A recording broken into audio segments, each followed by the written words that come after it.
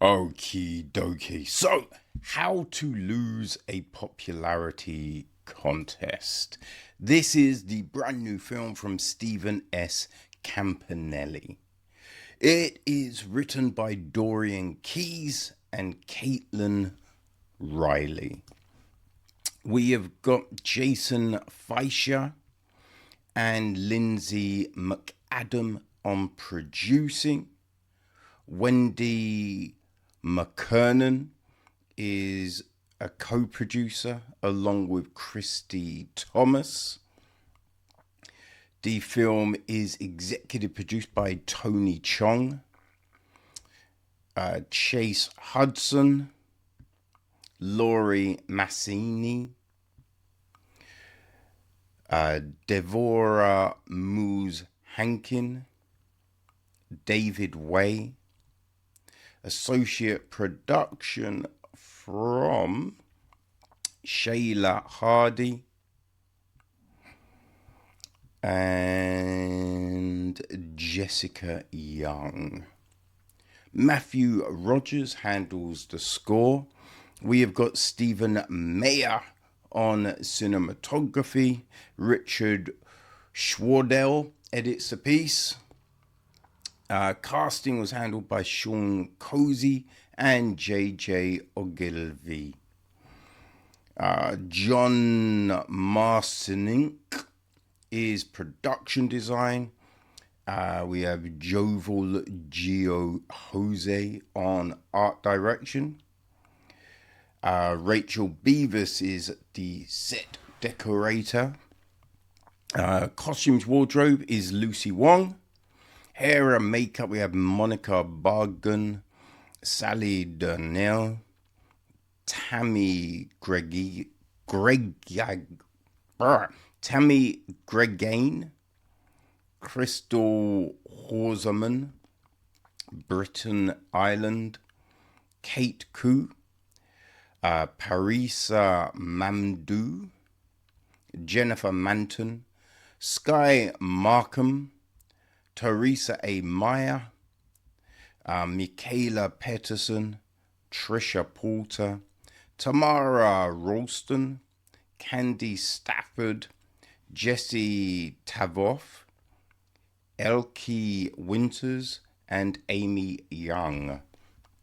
All right, so that brings us to our cast, right?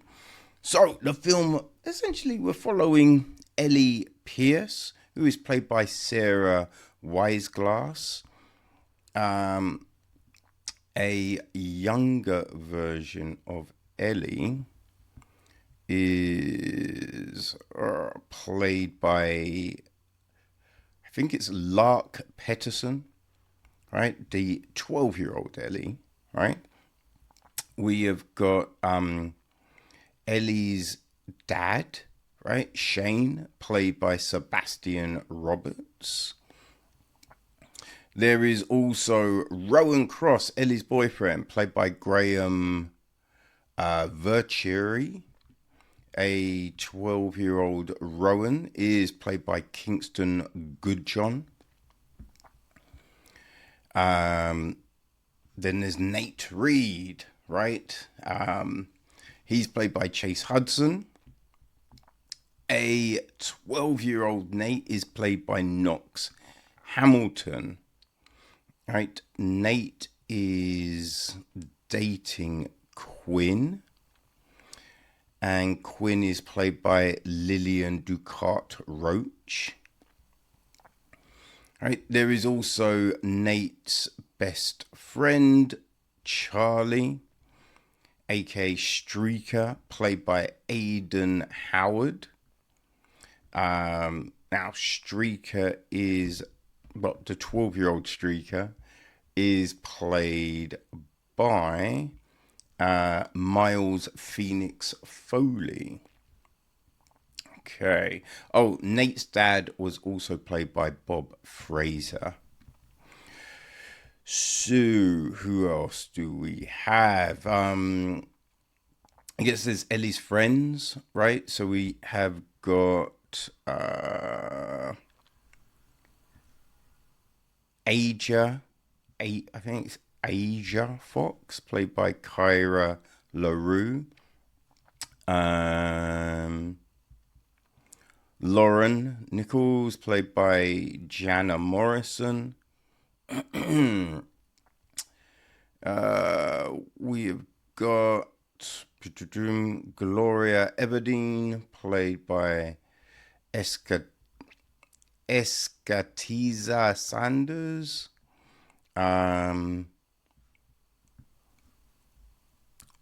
Ortoon Festajakian, played by Sean Amzing.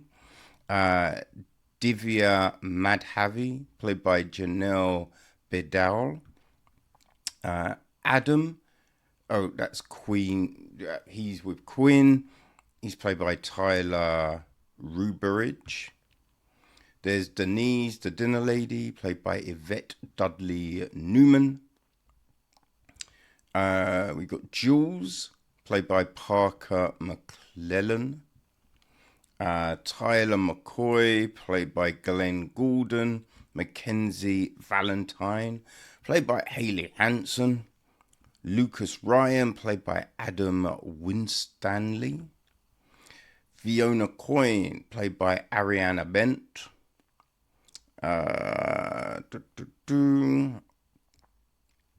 The janitor was played by Gordon Hamilton.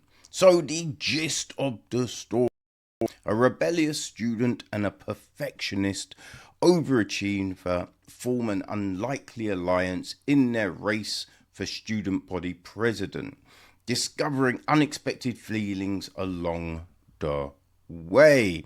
This, people, it is by no means something original. Like we have seen this story so many times, right? Which, in essence, that itself is fine, right? Because everyone has got their different take on it, right? Adding different sensibilities, you know what I mean? Sometimes you have a story with from a different part of the world, right? So we get this different nuance to it, right? Or a different type of cast. So having a story we have seen before, that's all good, right? It happens all the time, right? I think when you are doing a story that has been told so many times, though, you have to ask yourself, why are we doing this? You know what I mean? And if there is no uniqueness to what you are doing, maybe don't, right? I don't know. You know what I mean? Because with this, it just feels like we have got a film ram-jammed with stereotypes, right? With archetypes, right? There is nothing of any sort of nuance here, which I think when you are doing something like this, that's the bedrock of it, right? That's the thing that sets it aside from all the other things that you have seen similar, right? That's the thing that makes you go, oh man, this was sweet, this was nice, this was fun, this was different. And by the end of this, I couldn't say any of those things, right? Just even at the start, right? Well, just the whole nickname Max for Ellie is just tired and boring, right? It's just, you could have thought of an even more inventive way of giving her that nickname. If you're like, we want this to be the thing, there's better ways of doing it.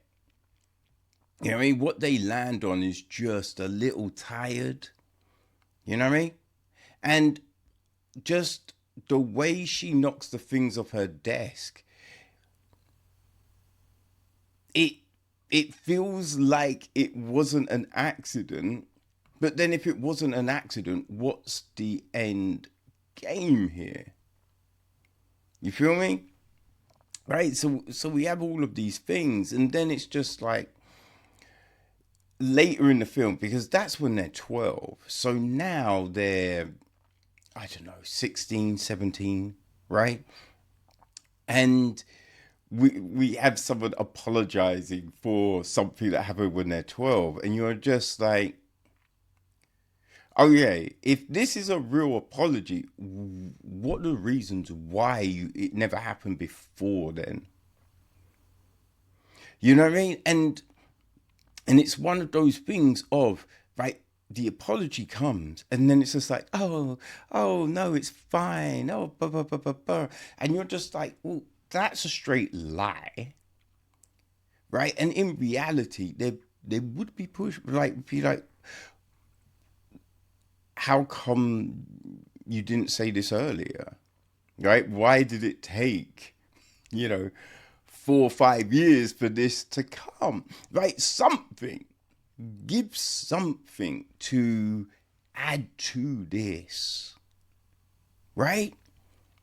Even with the whole Ellie and Rowan situation, right? It's portrayed. You want to go, oh, she's controlling everything. She's controlling it, blah, blah, blah, blah, blah.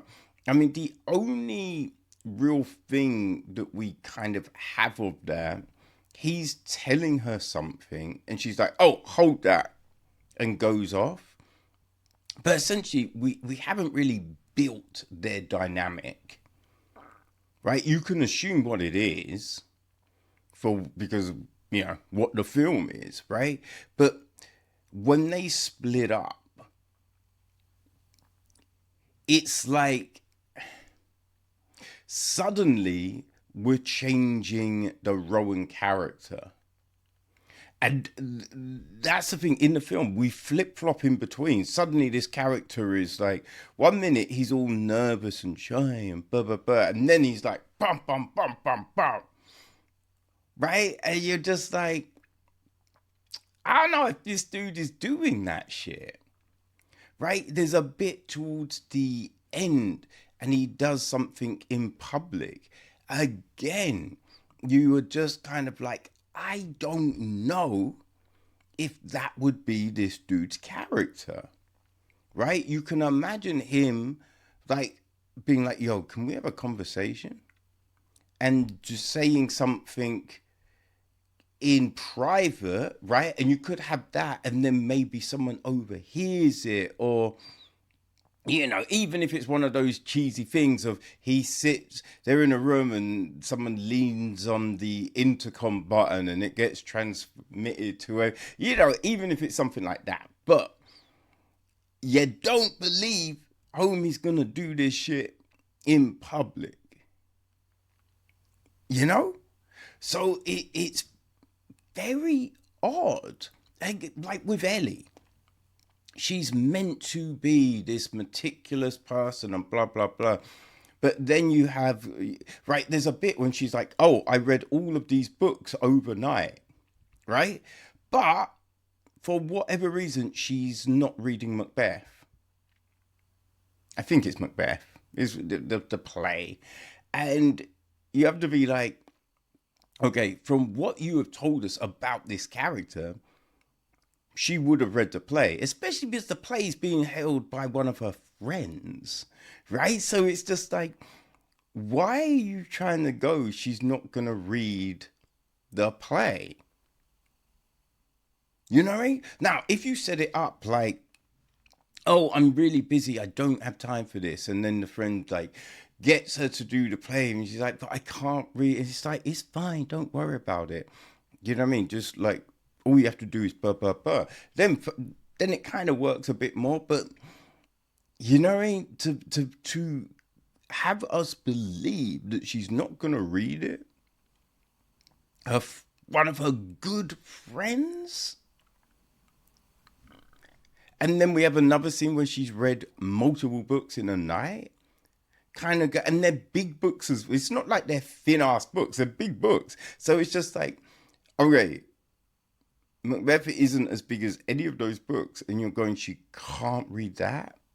It's weird, right? And even now, when you consider, because this film is set now, listen to the audiobook, watch one of the many film adaptations, right? There's so many audio versions of it too. There's so many ways to consume this book without necessarily having to read the book. Do that, right? Doesn't. We don't know why Quinn is dating Nate when Quinn is meant to be older. You know what I mean? Like, it's one of those things you don't show. It is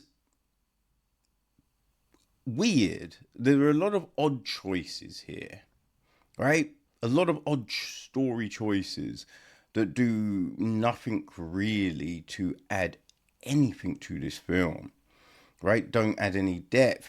The streaker character is just boring, right? Every time be like, oh, I'm gonna streak, and it's like, oh, Jesus Christ, right? I will say there's a weird scene with the pies, right? Because you have him get people putting pies in the face, but he never gets any dirtier than what we first see. And then when he changes his t-shirt, he puts the new t-shirt on even though he hasn't wiped off all the pie. And you're just like, okay, if you're going to all that effort to change your t-shirt, you're not going to put a new shirt on until you have wiped off all the pie. Like, you've got a towel, right? Someone's giving you a towel. Although there would have been wet wipes. You know what I'm saying? Like, a towel's not gonna, you're just moving it around. And it's gonna be sticky. So it's just like, there would be wet wipe. Like, it was just, again, it's a weird scene. There's a lot of these weird scenes. Or, like, scenes that you just go, okay, there's always this scene. Like, the parents saying something about the kid, and the kid overhearing the thing. You know what I mean? All of this thing, which even with that scene, right? You've heard someone then come back with something. So then later on, you can't have that whole bit of, why did you do this? You don't care. When it's just like, just that scene alone shows there was a change in the viewpoint, right? So it is very, very inconsistent. Now, I say all of this, right? But essentially, it does play like a lot of these films do.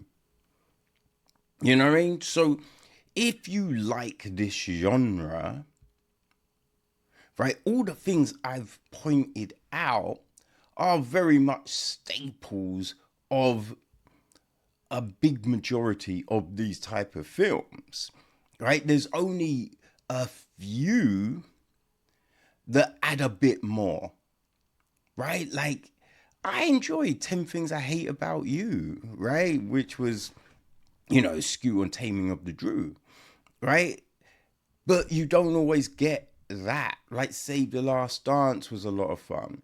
There are some of these type of films that are fun and done well, but then we get a lot that are a bit like this, things like She's All That, and then what did they did it was Netflix, wasn't it? I think He's All That. Like, it's just these tired ass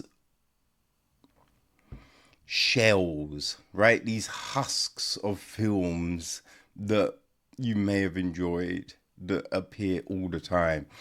So yeah, listen, if you like She's All That, He's All That, right, that kind of film, then How to Lose a Popularity Contest, I mean, that will work for you. You know what I mean? So yeah, people, go enjoy the things you enjoy, right? There's no harm, there's no shame in it. Just some things aren't for some people. But yeah, How to Lose a Popularity Contest. I watched it on Tubi, but I think it's on Apple Prime, all of them joints as well.